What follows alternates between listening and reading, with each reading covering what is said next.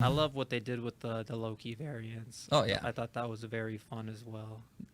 I feel like it's pretty unique how the Loki variants were all different. They all looked different. They were different species, all that, different genders, but they were all living the sacred timeline, One and second. that's very odd to me.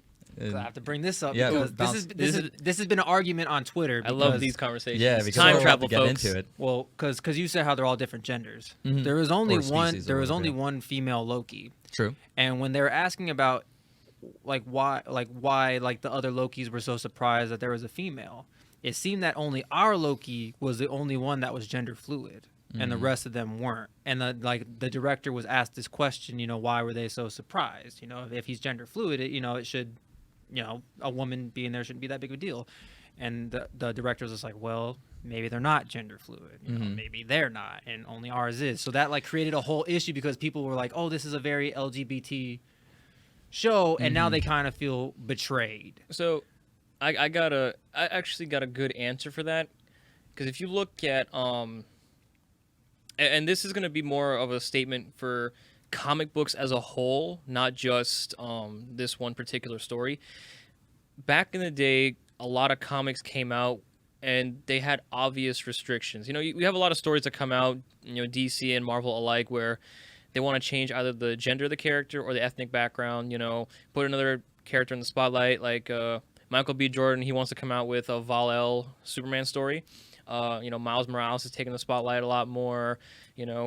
Both of these companies respectively wanted to push for a more equal background for their characters. Even Stan Lee, like X-Men, you have Magneto and Xavier were supposed to be reflections of Martin Luther King and Malcolm X. But the problem is that given the time that they lived in, if they made the comics a certain way, they couldn't sell them. Fast forward to now, where we live in a world where everything's more open, acceptable, equality is pushed heavier.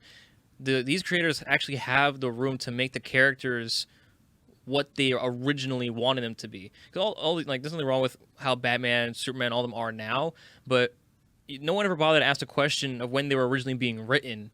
Did the person actually want Superman to be a regular white male? You know what I'm saying? Or even a male at all. He maybe wanted to be a female. Hence why we got Supergirl after the fact. You know what I'm saying? No one ever bothered to ask the question, did they want them to be this way to begin with? Or were they made this way because this was the only way to get the story out there, So you ask the question of, okay, Tom Hiddleston's Loki is the only gender fluid one, right? The other ones weren't. Well, look at those variants of Loki. Those are characters of Loki that came out a while back. I don't know how recent Boastful Loki was, but classic Loki obviously came back from way back then. He wouldn't have been bi or gender fluid, whatever. Kid Loki's a kid. Alligator Loki's a freaking alligator. And again, I don't know where Boastful. God bless him. I don't know where Boastful Loki's character stands with his release date as far as who wrote him and all that. But again, these initial characters, when their ideas were conceived, they weren't created with the idea that, oh yeah, maybe they can be bi, or maybe they pushed the idea for Loki at some point, and then the producer was like, nah, or whoever pushes the comics out. I'm poor with the terminology, but it is not a bad it's still a predominantly LGBT. I'm not saying it's an LGBT show because then it puts the motive that they're making the show for that, but the show does have the acceptance in there. I still found it was progressive. Loki being like, we had him saying, yeah, I'm bisexual. I was looking for, she's like, I can tell you had some princes in your past. Like, yeah, I have, stuff like that. So we had that. We saw, in his TVA form, he is gender fluid, so you can do that. So I still feel like it was very progressive, especially coming from Disney, because I think people need to remember, Disney is just, you how they are. They're just they're closed, but they're slowly starting to, I think we saw it in Jungle Cruise too, as well. What was it? A Pixar movie, where they had same-sex moms. I don't remember. I can't remember the name of it, but on their Mighty Ducks show, they have same-sex a same-sex couple of moms, and they're on the show. So I like that they're introducing that now, because it seemed like it was people would complain, they're like, oh, we don't want to see this, I don't want this agenda pushed on my kids and stuff. So I'm glad Disney is still. I think they're still being progressive about it. They're opening the door. I can understand where people are upset just because, I feel like you know how people are nowadays where they kind of attach themselves to a character. I think, you know, the LGBT community attach themselves to Loki, you know, for sure. and Mobius, because a lot of them, like, if you guys aren't on Twitter, like, you'll see like a lot of the MCU like stands and stuff like that, and a lot of them were hoping that Mobius and Loki would have a relationship. Oh, like, my. that's what they were like going See, for. and again, I'm all for inclusion. I'm all for, you know, broadening the stories and making everyone feel attached to the character, but does it have to be romantic all the time? Does it have to have like, do we like I love romance. I love the whole, you know, cool, this character has an attachment to someone else, you know, because, again, you imprint on that, you know, because you reflect how you feel and so on and so forth. But do we always need romance? Let's be real here. Like, a show doesn't have to start. I forgot what show it was or something. One of the shows that started a while back, and everyone's like, oh, this character and this character have to end up. Why? Yeah, why? Why?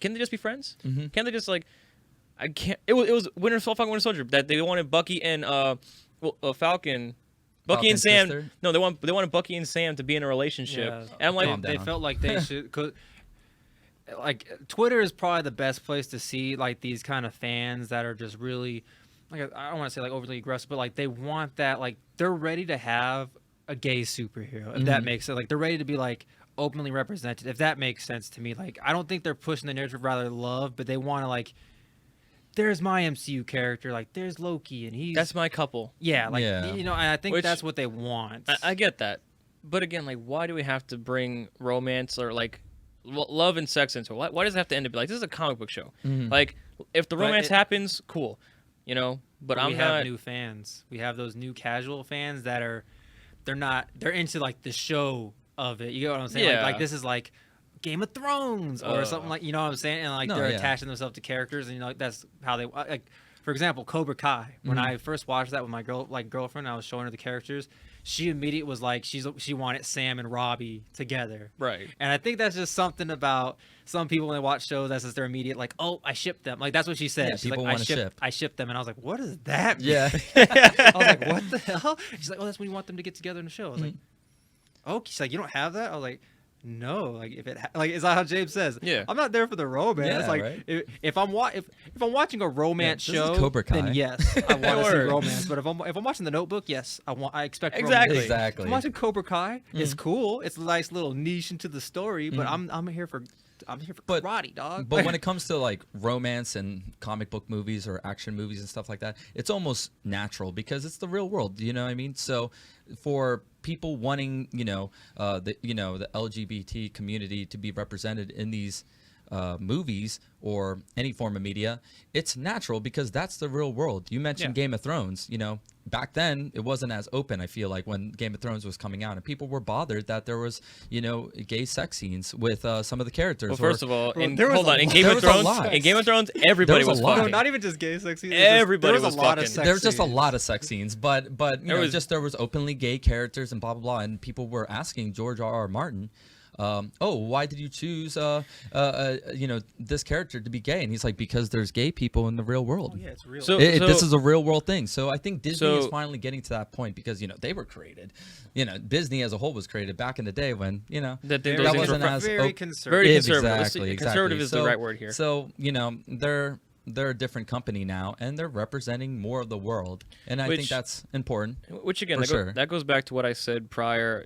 These companies gained prominence with their influence and their art and their media in a time when the world wasn't very progressive, so again, hence why you have a lot of characters or a lot of stories being redone now